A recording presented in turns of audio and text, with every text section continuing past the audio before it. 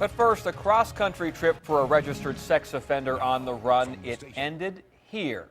This is 51-year-old Eric Eugene Hartwell. Police in Colorado say he cut off his ankle monitor and took off from his halfway house. His 1,800-mile journey began last week in Denver, and this morning it ended with police knocking at the door of a Motel 6 on North Military Highway in Norfolk.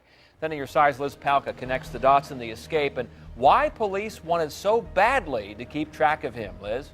Well, Tom, what made Eric Hartwell come all the way here to Norfolk is unclear.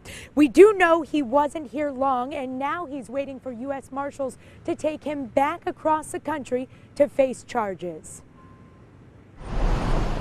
The marshals are the best at locating people that are fugitives. U.S. Marshal for the Eastern District of Virginia, Bobby Matheson. He says a local task force has been working with authorities out of Colorado to track and capture Eric Eugene Hartwell. To get him back behind bars is what we need to do as quickly as possible. Matheson says they needed to move quickly. The convicted child sex offender is considered dangerous, someone who preys on young females. Sexual predators are despicable, they're evil, but this guy Hartwell takes evil to a whole nother level with his prior offenses. Hartwell escaped from a halfway house in Denver within the last week. Matheson says he cut off his GPS tracking device and at some point got on a bus headed toward Norfolk. We made the connection with the folks in Denver where he absconded from, and this morning we got information he was at a hotel on Military Highway, and forced entry.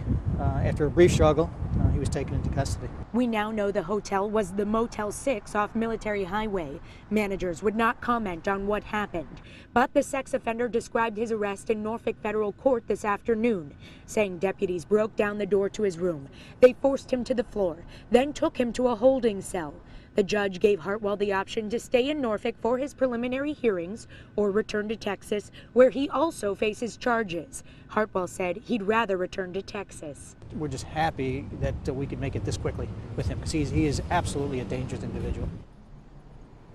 And Matheson tells us that arrangements are being made to take Hartwell back to North Texas. Live in Norfolk, I'm Liz Palka, 10 on your side. All right.